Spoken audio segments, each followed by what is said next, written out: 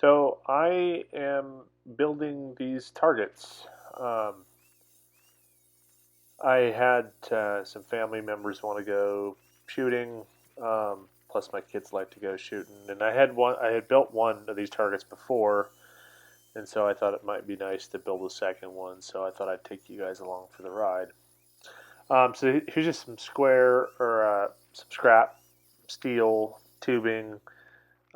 This is from a weightlifting squat rack um, that I had bought on an auction and modified, and my wife's kind of into CrossFit, so made her a squat rack, and this is just some leftover from that project. And that piece I'm cutting right there is just angle iron, but what this is 2-inch steel tubing. I think it's 1/8 wall square tubing. So just cutting that apart and then cutting it to pieces. Um, these pieces, I don't think really matters um, how what size you make them, but just for reference, I'm cutting the bottom piece of that upside down T. I'm cutting those at I think they're 13 inches, and then I cut the top parts of the T, I think at about 6 or 6.5 inches. The only reason I'm even measuring here is because I want them to be the same. But as far as why they're the size they are, just strictly aesthetics, I thought that would look the best. So just here, cutting up some tubing for those T's.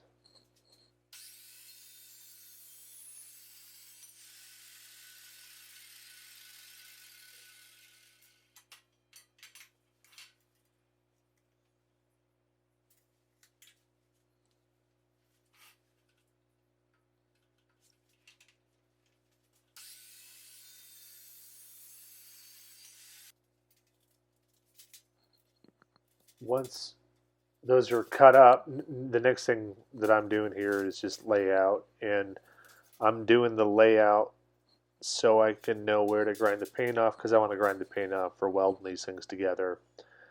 So those upright pieces are just centered in these bottom horizontal pieces, and then I'm also laying out for I'm going to weld on nuts so I can have. I bought knobs, 3/8 nuts is what I'm going to put on here, and then drilling holes for those knobs to go through here.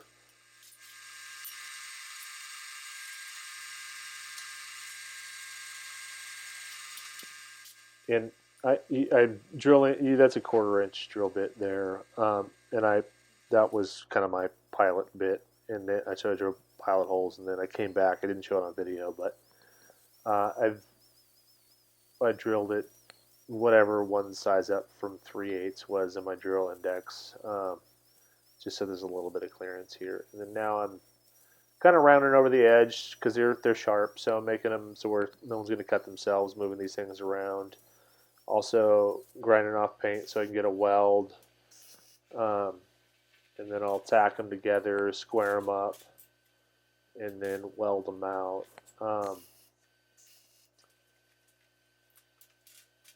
I only welded these front and back instead of all the way around. Um, and not that I think there's a problem welding them all the way around, but I thought if it was raining, they got left outside, and they were vertical, at least water would have a place to escape.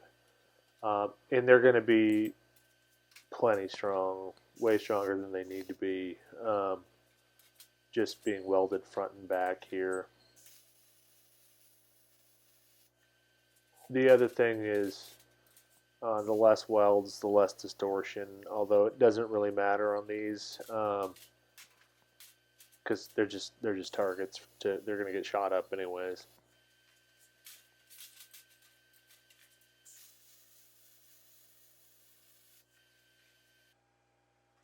And then you can see here I have 3/8 bolt inside that nut to kind of keep it vertical.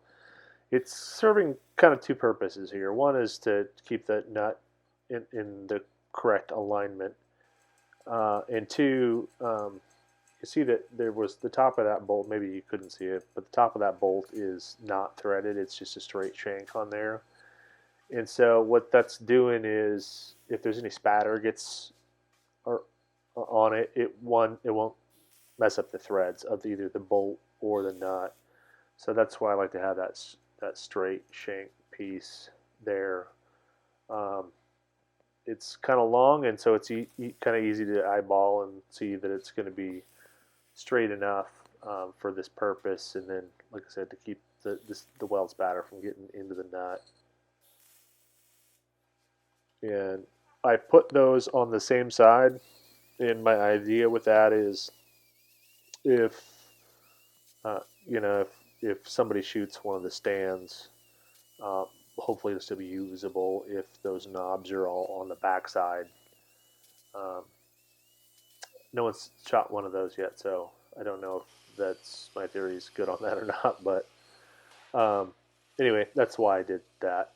I did center those up, and actually could have moved them out a little bit better. You'll see later when I go to put the knobs in the stands that they're pretty close. Um, and really, there's just for aesthetics. So you couldn't, no reason you couldn't move those out a half inch or whatever, make that a little bit easier. And what if you guys decide to do this on your own? Um, whatever knob whatever knobs you have, you can measure that ahead of time. I didn't. I just centered them up, and it ended up working out fine, but it was pretty close. And so now I'm starting to do the wood for the stand, and I am cutting one 2x4 up to use for this. Um, I'm cutting both of those at 44 inches. No reason you couldn't just cut it in half. And then I'm cutting it, well, like this, obviously, in half. And it was a pretty tight fit in that 2-inch tubing. So I went back in the uprights. I took another blade width off there so they'd slide in and out real easy. I didn't exactly get those perfectly centered when I cut them, and I think if you had, it wouldn't have been an issue. But anyway, that's what I did, and I just thinned them out a little bit. So here, now what I'm doing is I went and bought a sheet of 1/2 inch plywood, so 4 feet by 4 feet. I cut that in half so that you can see there's two pieces of plywood there that are 2 feet by 4 feet. And what I'm doing here at my crosscut sled is I'm just cutting little squares or rectangles for stops for the leg supports. And the idea here is that 1/2 inch plywood is going to get shot up. And so I want to be able to just rip another piece of 1/2 inch plywood in half and be able to replace that. And so I thought if I made some little stops for the legs, it would just make it easier and quicker to replace those. Um, so which is why I'm doing it. You definitely don't need to do this. They don't actually even need to be symmetrical, square. It's just they're kind of loose fitting in those stands, and so if it was a little bit crooked, it wouldn't matter anyway. But there's some adjustability. So just for aesthetics, I like it to be kind of even on the sides, and but I don't want to put a whole lot of work into these either, because like I said, they're targets. So just pilot holing and then screwing them together. No glue on this one because I want to be able to take them apart in the future. And then now I'm permanently affixing those stops. This is the target that I already had. I've already taken it shooting a couple of times. And I am adding the stops first on this one. Just for reference, those boards start 20 inches down on that plywood. And like I said, that's 4 feet long, that piece. So it doesn't need to be. That's just the way mine are. So if you want to build yours like mine, they were there. So you can see there's a bunch of holes in there. Easier to tell from the back. It's kind of been shot up, and um, so yeah, that's what I'm doing. Just replacing that.